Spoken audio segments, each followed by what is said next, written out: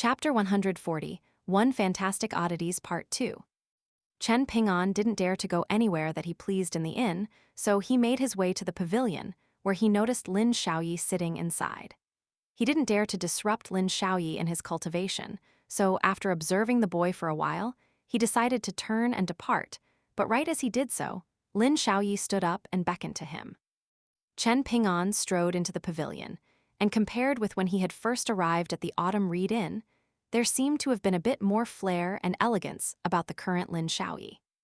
Lin Xiaoyi chose a less sensitive subject to break the ice as he said, "Qi Dongshan borrowed a talisman from me, then blatantly broke the rules of the inn, stepping out of this pavilion before jumping into that old well, and he's nowhere to be seen now. I don't care whether Qi Dongshan lives or dies, and I can't control his actions," Chen Ping'an replied in a quiet voice. Lin Xiaoyi was silent for a long while, then turned to look at the well as he continued.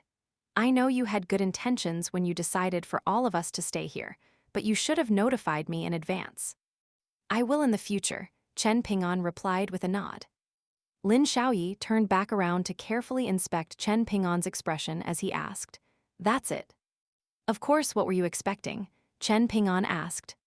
A self-deprecating look appeared on Lin Xiaoyi's face as he said, "I thought you would try to talk some sense into me, or just roll up your sleeve and give me a beating. I was already prepared to not retaliate no matter how you beat me or scolded me." Chen Ping'an shook his head in silence as he leaned against a pillar of the pavilion. He then cast his gaze toward the old well, but he wasn't able to see anything special about it. "I'm sorry for yelling at you," Lin Xiaoyi said. Chen Ping'an smiled as he waved a dismissive hand in response, then sat down with his legs crossed and stared intently at the well with an unblinking gaze. Lin Xiaoyi was very relieved that he had escaped a beating, but a perplexed look then appeared on his face as he asked, "What are you doing?" "I have to look really hard at the scenery here to make it worth the money I spent to stay here," Chen Ping'an replied with a serious expression. Lin Xiaoyi immediately clapped a hand firmly over his own mouth so that he didn't laugh out loud. In the great water palace on the bank of the cold food river, the azure-robed man occupying the main seat turned to the guests in the hall, and people immediately began to stand up one after another to offer toasts to him, showering all types of praise and adulation onto their host. A literary who was renowned across the imperial court stood up once again, raising his cup to the azure-robed man as he spoke about how the great river god was solely responsible for the safety and prosperity of the prefecture over the past however many years, completely dismissing the role played by the prefectural overseer with the Wei surname. This was rather blatant and corny flattery, but the literary master wasn't the only one uttering such words of praise. As soon as he sat back down, a man wearing a third-rank official uniform of yellow coordination immediately stood up to take his place, also raising his cup as he delivered words of praise to the azure-robed man. As a third-rank official, he was the highest-ranked official present, but he was still referring to the azure-robed man as an esteemed lord, just like everyone else. Once someone ascended to godhood, their name and the clan they had come from while they were alive were all made secret. As for those who were blessed with the opportunity to meet a god, they had to be particularly mindful of this and avoid referring to the deity by name. The title of Lord was a safe colloquial term, and as for why this was the case, there were all types of stories aiming to explain the title, out of which the commonly accepted one was that among the 3 direct disciples of the Tao ancestor, one of them liked to refer to their master as Lord, and the Tao ancestor accepted this title, following which it gradually became popular throughout the land. The azure-robed man slowly withdrew his gaze. On either side of the hall sat 4 of his most trusted subordinates who had followed him everywhere he had gone. The ones that had been with him the longest had been around for over 300 years, while even the ones that had been with him the shortest time had accompanied him for over a century. Prior to attaining a human form, one of them had been a bright red koi fish, and he was extremely close with another koi spirit cultivator in the great Li Empire's rushing tranquil river. However, the koi spirit was on a mission at the moment, so his seat was empty. Another one of his subordinates had once been a water snake. He wielded a pair of steel maces, which were artifacts left behind by an immortal that he had inadvertently stumbled upon. In battle, his favorite way to dispatch opponents was to smash their heads open with his maces. Furthermore, he liked to devour children, but he only did so occasionally, not daring to do so too frequently as he was being kept partially in check by the azure-robed man. The third subordinate to the great river god was once a toad. He possessed the best aptitude out of all of the great river god's subordinates, but he was very lazy, so his cultivation base was languishing at the bottom of the pack. However, he had an incredible ability that allowed him to devour as much water as he pleased. So long as his mouth remained open, he would be able to guzzle down water indefinitely, and his stomach would never burst. Hence, no one dared to pick on him, and he was an extremely prized subordinate to the great river god. There were once two river gods who had joined forces and gathered an army to try and overthrow the great river god. Thus, the cold food great river god had sent this subordinate of his to sneak over to the origin of one of the rivers, where he had then revealed his true form, a toad that was the size of a mountain. The toad spirit then proceeded to devour the origin point of the river, forcing that river god to surrender without putting up a fight. As a result, the other river god was left on his own, and his temple and godly body were destroyed by the cold food great river gods.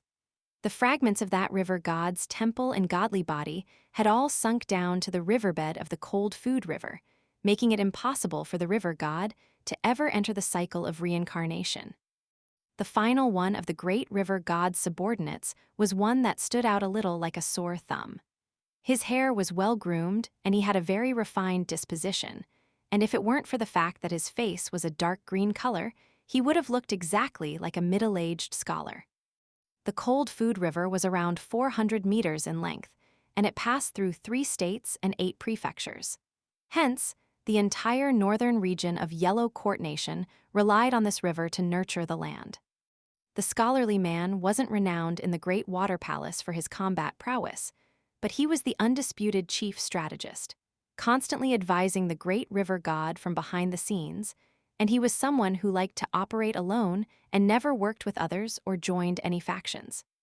Half of the maidservants serving tea and wine in the hall were human beauties, while the other half were wearing a special type of makeup to disguise their deathly appearance, and these were water ghosts that had drowned to death in the river. Not just anyone who drowned or committed suicide in the river could become a water ghost. Instead, it depended on the degree of resentment that they were harboring at their time of death, their innate constitution, and the time at which they had passed away. Only those who satisfied all 3 criteria were fortunate enough to not have their souls dissipate into nothingness, and only then did they have a chance to be chosen to serve as maidservants in the Great Water Palace. Even then, there were still water ghosts among them who were constantly passing on due to the ravaging effects of the astral winds. For example, there were the soul-slapping winds and sense-blowing winds that arose in autumn. Out of the 5 elements, the 2 types of wind leaned primarily toward metal, and one of them blew during the day, while the other blew at night. Both of them were natural enemies to all ghostly beings, and had been responsible for blowing many a soul into non-existence. Generally speaking, the 2 types of wind only posed a threat to yin entities, but if a living being possessed an extremely frail body or very little fortune, then they were at risk of being harmed by these winds as well. The existence of these 2 types of wind during autumn ensured that there would be no rampant frenzy of ghosts, which was why the authorities generally carried out all of their executions during autumn. Aside from that, thunderclaps also posed a severe threat to yin entities, and in their ears, the rumbling of thunder was like the pounding of a drum that heralded their demise. It wasn't easy being a human, but it seemed to be just as arduous being a ghost. Aside from the 4 trusted subordinates of the great river god, everyone else in the hall were guests. Among them, the one that the great river god was most fond of was naturally none other than that vastly renowned literary master. Once upon a time, he had been nothing more than an impoverished scholar who had inadvertently stumbled into the river. Unfortunately, he was simply not cut out to be an official, so even with the support of the great river god, he was still only able to become a 6th-rank imperial censor before finding himself unable to climb up the ranks any further. and in the end, he declared his retirement. He constructed a luxurious manor in the mountain wilderness of the Praise State in the northern region of Yellow Court Nation, where he began to live a leisurely and carefree life. In the 20 or so years following his retirement from his official post, he had earned himself a reputation as the leader of all of the scholars in the northern region of Yellow Court Nation, and he had constantly been praising the cold food great river god. Just the poems that he had written about the cold food river alone numbered in excess of 20, and once every 2 or 3 years, he would invite a large number of scholars to host poetry gatherings on the cold food river, sparing no expenses to provide exquisite wine, delicious food, and beautiful women to all of the scholars in attendance. The literary master had a grandson who possessed rather average aptitude for cultivation, yet he had somehow been able to climb rapidly up the ranks in the temples of Yellow Court Nation, but no one was willing to question this matter. In other words, no one dared to raise any questions. The literary master referred to himself as Old Taoist Huang, and at this moment, he was chatting joyously with the state attendant. The state attendant was technically the third in command of a state, while the top official was naturally the state governor, after which came the general, who held control over the state's military forces. In Yellow Court Nation, military officials were rather disadvantaged, as scholarly officials were held in higher regard, so state attendants often had more authority than state generals. The main reason why the position of state attendant existed was so that the emperor had some leverage against the state governors. Right at this moment, everyone reflexively stopped talking as they turned to the entrance of the palace, where they saw an armored man with a pair of feelers growing from his cheeks stepping into the hall. The man cupped his fist in a salute as he declared, "My lord, that insolent itinerant cultivator is dead. I snapped his head off myself, so there's no chance that he would have lived." The great river god took a glance at the expression on the white-robed old man's face, and he noticed that the burly man with the short halberd strapped to his waist seemed to have something that he wanted to say, so he smiled as he prompted, "If you have something to say, then say it." This was the same man who had emerged from the old well in the autumn reed-in, and his true body was a red koi fish. A wide grin appeared on his face as he said, "Prior to his death, that young itinerant cultivator spilled a great number of scandalous secrets, both about yourself and some important figures in the prefectural city. Of course, most of those secrets concerned the prefectural overseer with the Wei surname, and he wasn't holding back at all. He cursed the prefectural overseer and his ancestors over and over again, and if I hadn't quickly put an end to his life, he would have most likely even told everyone about how the prefectural overseer peed his pants as a child. I wouldn't be surprised at all if jokes about prefectural governor Wei began to circulate throughout the entire city tomorrow."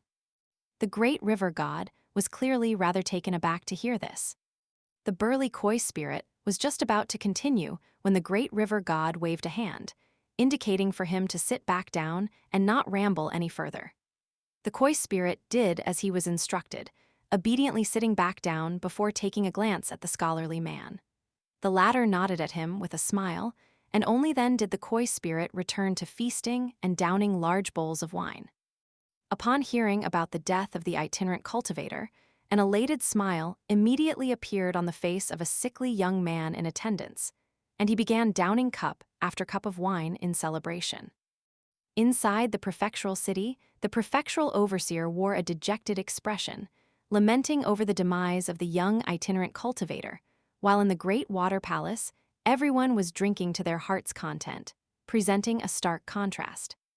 All of a sudden, the great river god abruptly raised his head, casting his gaze toward the entrance of the palace with a dark expression.